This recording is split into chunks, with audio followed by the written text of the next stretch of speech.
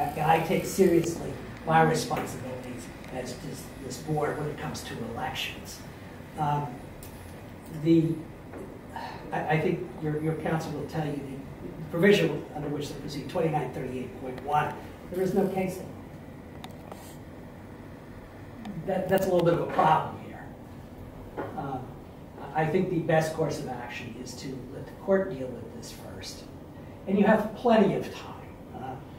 And also, I think the board is aware that Mr. Tonkin did file a petition, did file a candidate's affidavit, did give $100, which was eventually sent over to the county treasury, I believe, under the statute. There's no dispute about that. The money was paid, and the candidate's affidavit was filed. They brought an action. They brought an action in court. It's next week. I don't think delaying this proceeding until after the court makes a ruling is going to harm any voters. I mean, really. The election is in November. You may have already sent your ballot out to the printer. Do you use computer machines here? Voting machines? Yes. You may have sent out to the people who do that magic, because I have no idea how that's done. But there's plenty of time, and anything under the election code moves at warp speed in the courts.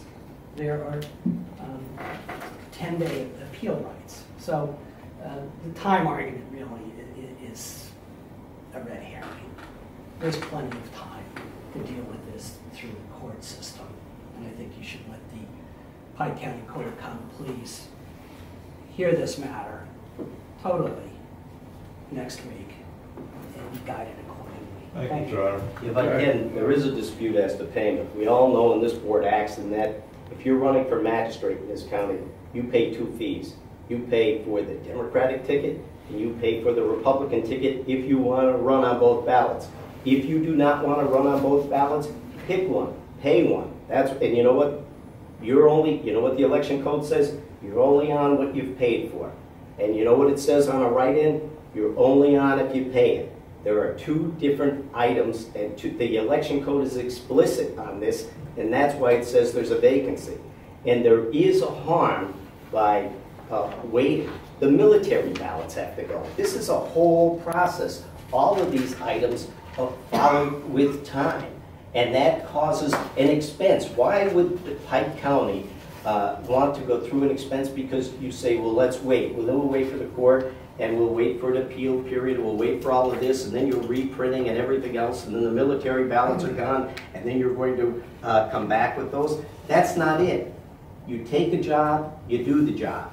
If you've taken the job, and everywhere else, there is no case law. Nobody has, in the Commonwealth of Pennsylvania, nobody has reneged on their responsibilities. Those letters have already gone. In one county, 21 of them have already gone.